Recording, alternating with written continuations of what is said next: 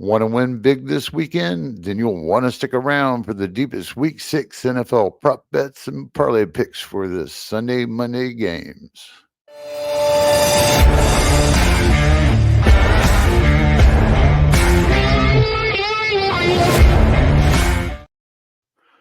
And hello, NFL betting fans. My name is Gary, aka the IDP Tipster. I'm the content manager at the IDP Plus Bets Network, and I'm here to share my deepest sack parlay picks, round robins, individual bets, whatever your heart desires. I do suggest that these are all plus money bets, so they're going to be pretty deep to hit. The Vegas doesn't do that just to be nice, so you give the plus money numbers pretty high. So anyhow, we did pretty good last week, hit 2 3 of the parlays, and we're going to go ahead and keep it going this week. And we're going to start by talking about Chase Young. All right, so Chase Young has, was a former first round draft pick. I mean, he's flashed. He's highly graded from his past. He actually was in a nice little rebound in Washington just over a year ago, before he ended up with the 49ers, where he played second fiddle to Joey Bosa. And then he ended up with the Saints, which there he was almost like third fiddle because he was still playing behind Cameron Jordan. All right. He is no longer doing that. He is actually the blindside rusher from what I seen on the film with Falcons last week. And that's kind of displaced Carl Granderson, who turned around, and he actually had a nice breakout season last year. I figured he would be their primary pass rusher this year, but lo and behold, Young has been holding his own. I mean, he had something like 14 tackles, and he's got like 4 tackles for a loss, I believe a sack and a half, and an impressive 9 QB hits. And all those stats are actually in the last 4 games because he didn't play much in the preseason, as most starters don't. And the first game of the year was pretty slow for him, so which seemed to be pretty contagious this year. All right. A lot of this has to do with the matchup, though, against Tampa Bay at home in New Orleans. All right. And we're going to get to the Derek Carr situation here in a second. All right. What I want to point out about the Tampa Bay Bucks. In an overall aspect, they're a top 12 in allowing production overall to the defensive linemen. And even though that is not that impressive, it's where they're allowing those points to. The Bucks' offensive line is also outside of most top 15 site rankings. It's really translated into 16 sacks for Baker Mayfield this season already. So, in 5 games, that's 3 a game or something like that. So, do the silly math, right? So, the real eye opener is the fact that if you look back on the schedule, they haven't really played anybody with a really high end pass rush unit. Probably the best one that they had was against Jonathan Cooper and the Denver Broncos. They're good. All right, they're above average, but they're far from elite. I can't remember if Baron Browning was still playing at that point, or if they had their backup in, and then he might have.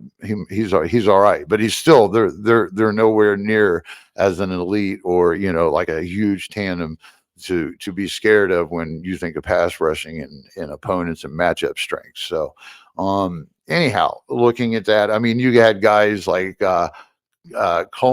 Clean Farrell, the former Raider bust. Actually, he's up here in Washington now. I think he's been hurt the last couple of games, but he actually had I think it was his 1 sack for this season against the Tampa Bay. And speaking of the other pass rusher, or one of the interior defensive linemen that does play standing up as an outside linebacker at times, Nick Bowden, he got one from, you probably haven't heard of this guy unless you're a true Denver fan or just a defensive fan in general. Then the aging Brandon Graham from the Philadelphia Eagles. I believe this is like the one sack of his 1.5, his one full sack, that is. And, the 35-year-old guy, he just doesn't have the oomph that he used to. So, and it's not any better for Josh Sweet, who also got a sack. I think his only one for this year, and he's not done anything else either. He hadn't done anything last year, which we kind of like blamed on Hassan Reddick being present, but we can see now that's not got the case at all. So Josh Sweet's pretty well washed up. But he did slip into a sack against Baker. So, I mean, the list goes on, probably a couple others that I'm not missing. Like I said, there's 16 of these. So I'm going to weigh this a little heavier on the fact that I think this is what the Buccaneers' tendencies are, no matter the game flow, and that Chase Young is going to get a quarter of a sack at plus 145 if I didn't say it, and that I don't think he's going to have any problems getting in the backfield, considering that he has that blindside role. So I do like him this round. And when we're going to look at the Derek Carr situation, I can tell you, I really like, before I place this bet or this round robin this week around, after hitting last week, I thought I'd try something different. But either way, Spencer Rattler actually had a couple hundred yards in the preseason. He just scored a touchdown.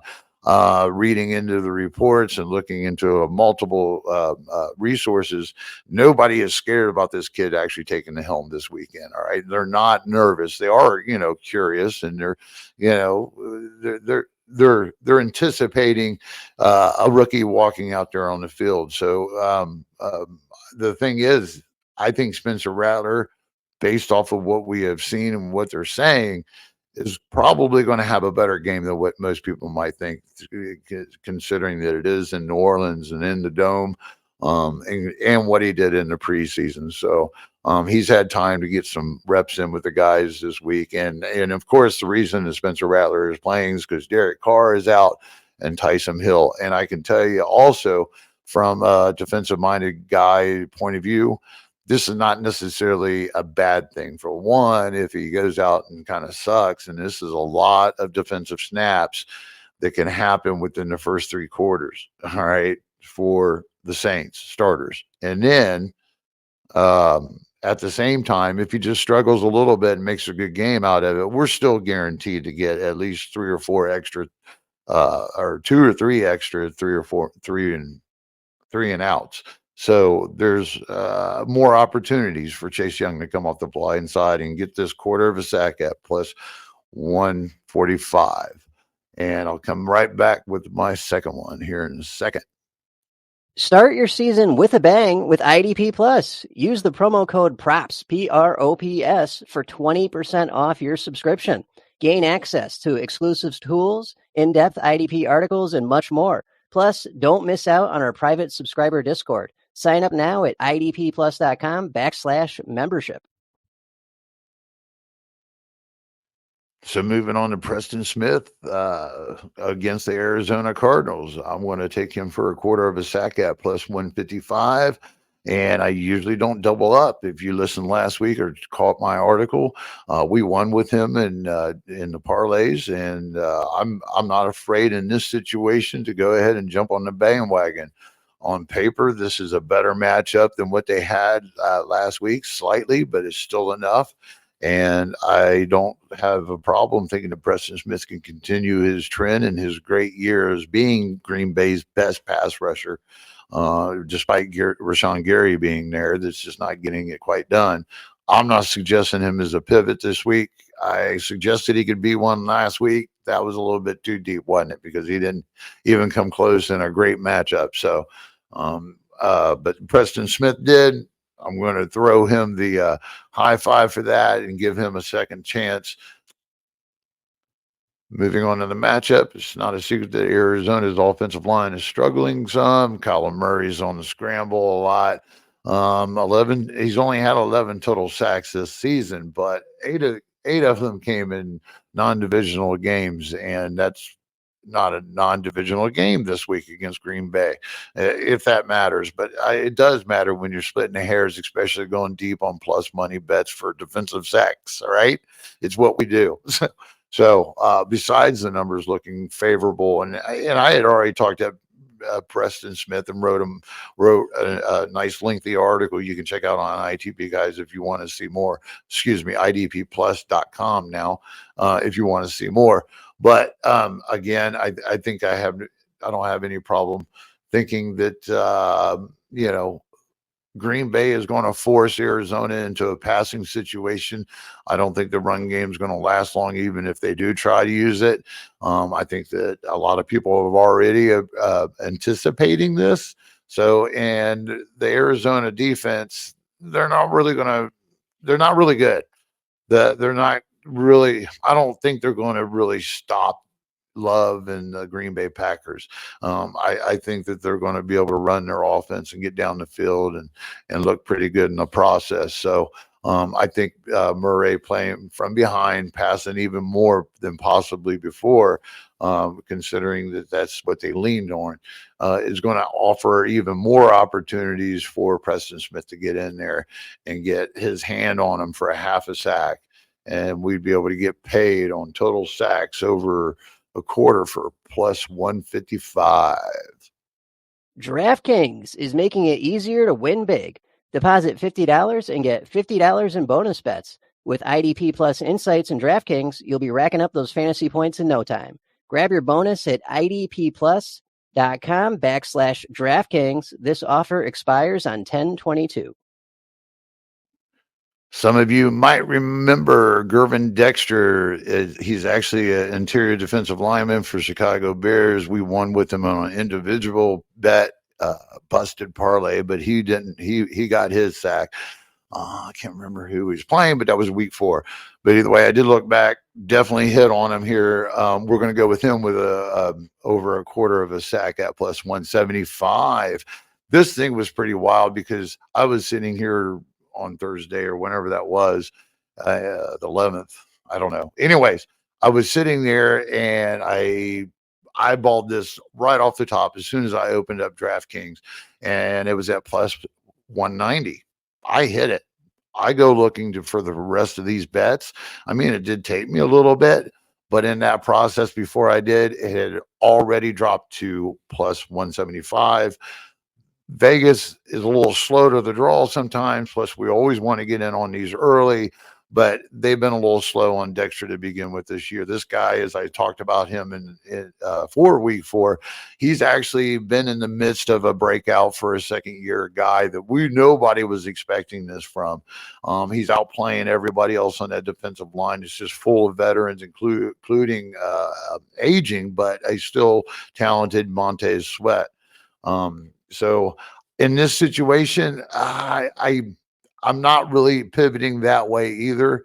And with Montez Sweat, I do know that he did have some plus side numbers, if I remember correctly. But Dexter is the guy that I eyeball, and I want to get a piece of this because the guy's had one game he hadn't had a sack. All right, he's almost built like a big defensive end. Defensive tackle prototype or something. He's stout. He's got a high motor, and his production has been outrageous this season. So again, stud breakout. Vegas is dropping the ball a little bit, and I think that this is why I got such a high plus 175 on him getting a quarter of a sack against the Jacksonville team. That basically they don't suck, but they do let Trevor Lawrence get hit. So I am putting a lot of faith into Dexter over this 50-50 matchup. They're only going to allow so many sacks to begin with, but all those opportunities that they do give up on a normal basis are going to go Dexter's way because, well, like I said, Montez Sweet and the rest of the crew might be some strong veterans, and they actually got another guy named Milton Williams. It was he's kind of I think he might be a veteran, but these guys are solid, and what they're basically doing is they're occupying time while Dexter gets to shine. So I want to go ahead and finish this main 3 parlay pick for round robin or whatever with Gervon Dexter of Chicago Bears with a quarter of a sack at plus 175. So just to recap that real quick, all 3 of these players versus their opponents, I want to take them for quarter of a sack at their plus money numbers. All right. And mine, I think we ended up like at a 1,500 or something originally. But I turn around and round robin, like I said, so it drops it a little bit. But the nice thing is, if I hit 2 of any combination, we're good to go. Moving right along. I am going to throw out a little bit of a bonus here that you all might think I'm crazy if you've even heard of this guy because of you're a defensive fan. But as a 4th option to add to a parlay pick. And, again, this is to have fun. This is for modest, but this is also for something that I'm eyeballing that I really do think is going to happen. And that is Bryce Huff of the Philadelphia Eagles. And I'm sure people are going, that if you're an Eagles fan, especially, what the hell are you talking about? Because he has done nothing this year after signing from the Jets. Give you a little background. He was not actually a starter. He didn't start any games at all last year against, according to Pro Football Reference, but he was kind of like their secondary main pass rusher in production and getting the opportunities. He came in a lot in rotation. So he ended up with something like 10 sacks and 30 tackles and had nice tackles for loss and some QB hits, which in turn got him paid here to go to the Eagles. And he has done nothing at the Eagles. That's going to change this week against the Cleveland Browns, who has one of the worst offensive lines to begin, or had a struggling offensive line to begin with, and now they've endured some really serious injuries within the interior for the last week or so. Even if they're getting these guys back, they're getting them back hurt, and I'm not going to worry about it when the overall aspect that was happening before these guys that ended up being secondary starters or whatever got in there, is the fact that Deshaun Watson's been sacked 26 times. Let's see. Let me make sure that I am quoting this right. Yes. Okay. All right. So I'm going to run this down. Apologies for that for a second. I just wanted to make sure that I wasn't going to tell you wrong. The offensive line is not only poorly ranked, but they've gone through the worst luck with the injuries, as I've mentioned. Deshaun Watson has been sacked 26 times in 5 games, and at least 3 of the 5 games with 5 or more sacks. All right, with no less than 2. So I do want to note that not only are those 26 sacks a lot of sacks, I mean a huge amount of sacks. All right, it's who he's also gave these sacks up to. Everybody is getting a sack that plays versus the Browns. Deshaun Watson he's under attack. All right.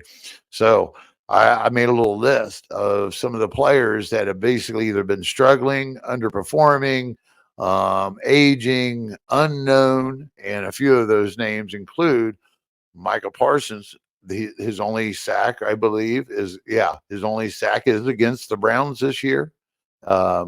Lawrence, his teammate, DeMarcus Lawrence, same case, 1 sack this year, and it was versus the Browns.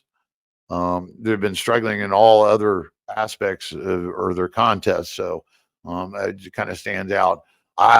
Man, New York Giants defensive end Ozzie Ojulari, I don't know, 1 sack for the year, and it was versus the Browns, and he's normally just kind of a depth guy. He's not really anything special, so he got a sack out of the deal. The rookie Chapman for the Giants also got a sack that same game versus the Browns. Brian Burns, who hasn't actually lit the world on fire, he had 1 sack versus the Brown. I think he might have a couple by this time, but if I remember right, the following guy, Kevon Thibodeau, him and Burns were both on a cold streak until they did play the Browns, and now they've had a couple of sacks a couple of the weeks in a row. I think Thibodeau is hurt now. You ever heard of Charles Snowden, death guy for Raiders, only playing because the starter across from Crosby is hurt, Coons. Dante Fowler, there's an old name for you. For Washington, one sack versus the Browns, and that's normal for him for the last couple of years. He's been kind of hit or miss. I mean, he's still got a little prowess, but he's nowhere near being a superstar. So that's just a few. I'm probably overlooking some of the others. Like I said, there was 26 of them. So I'm playing the odds. I'm playing the numbers versus Bryce Huff all of a sudden, being this elite guy that everybody wanted him to be when he signed with the Eagles. What I'm expecting is we do have a guy that does have history of being able to get after the ball with his 10 sacks last year and all the QB hits, and what got him paid, that if he is thrown into a situation where he's going to play around 60% of the snaps, and he's going to be busy going after the ball. And more than likely, I would have to say that they have to be the hungriest that they've been when it comes to the edge rushers on that team. Philadelphia is just not getting it done off the edge whatsoever. Their interior defensive linemen, which are a couple of young towers from Georgia, they actually are a lot better than the outside. So anyways, I want to wrap that up real quick. You can go ahead and throw Bryce Huff for a quarter of a sack. I think he was at plus 125. You can dot that onto a round robin. Hey, it's going to be fun if it hits because, nobody's going to think that shit's going to happen. So, but I really appreciate you coming back again, listen to me stammering through this in the process of me trying to get my bets out. Knock on wood. I hope the next time that we talk, that just like last weekend, we came out a little bit ahead and had fun in the process. So you have a great week 6, and I'll see you later. Thank you for watching the IDP Plus YouTube network. If you enjoyed this video, give it a thumbs up and don't forget to subscribe to our channel. Be sure to tap the bell icon to get notified whenever we upload new content.